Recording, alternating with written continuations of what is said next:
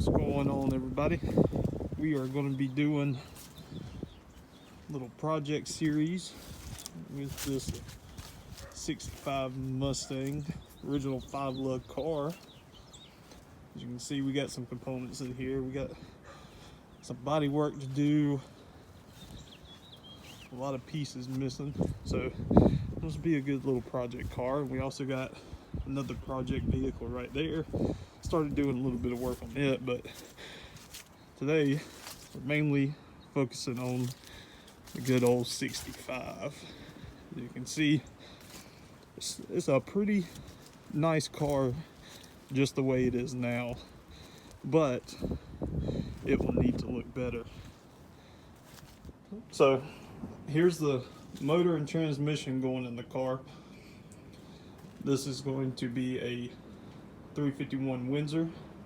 It's got a 2-barrel on it, which, well, it's not on it now, it's sitting over there on the floor, which we're going to get a new one. A little progress will be made. We're also going to stick this C4 behind it. Hopefully it all fits well. Got to get some custom headers that work with this motor in the car, because the 289 was the original motor that went in these cars, and 351 is about 2-3 inches too wide for that engine bay. So we'll see what we have to do with the exhaust on this car. As you can see, there's the hood for it. Got to find all the components and parts for it. So yeah, this is the garage area. Right here we have the motor mounts and the engine frame mounts for the car and the motor. So today we will be fitting the engine frame mounts on the car. We'll be getting the motor mounts on the motor, and also we are going to jack it up, get this flex plate off because I think it's real bad, and we're also going to check the torque converter, make sure everything looks pretty good. If it's not too expensive, we'll end up getting a new torque converter, just because I've already separated the transmission from the motor. So let's get into it. All right, so as you can see here, we have the engine frame mounts, motor mounts, and also all the bolts and nuts, washers, all the components that we need for the frame mounts and the motor mounts. So as you can see, these are the original 65 engine frame mounts for a 289. You can see how they are significantly different than those. So this will work great with the motor and everything. We got these parts from CJ Pony Parts. It was a real good find to get those at the price we got them for. So that'll be real nice. So let's get into putting the new frame mounts on. All right, so you can see we got the new engine frame mounts in. Hopefully this is the right way. It still kind of looks too narrow for this motor. And we also got the engine mounts put on.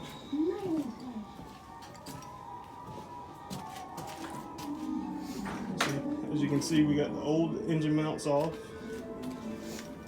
and we got the new ones. Sorry about the noise. And we got the new ones on.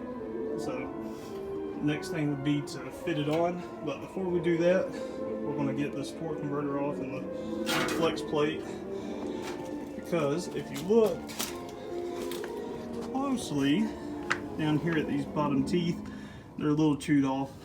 As far as I can see, it's just a couple, so nothing too serious, but since the transmission is away from the motor, we want to try to get this fixed, and hopefully this torque converter works well too, unless I find one real cheap, because that would really be bad if we had to take this back out and split it. But let's see if we can't get this plate off, because it already looks like a couple of the bolts have rounded off, which you can't see just yet. I still can't see, but there's one bolt right there. There it is. It kind of looks rounded off, but let's see if we can't get it to turn and just buzz them right off. All right. Well, we got the flywheel off after, oh God, probably 2 hours. We had an issue where the flywheel wasn't turning all the way. So what we did was just put some, first we took the spark plugs out. So we got all 8 spark plugs out. We got some transmission fluid, squirted in the spark plug holes, that way they'd be on top of the pistons.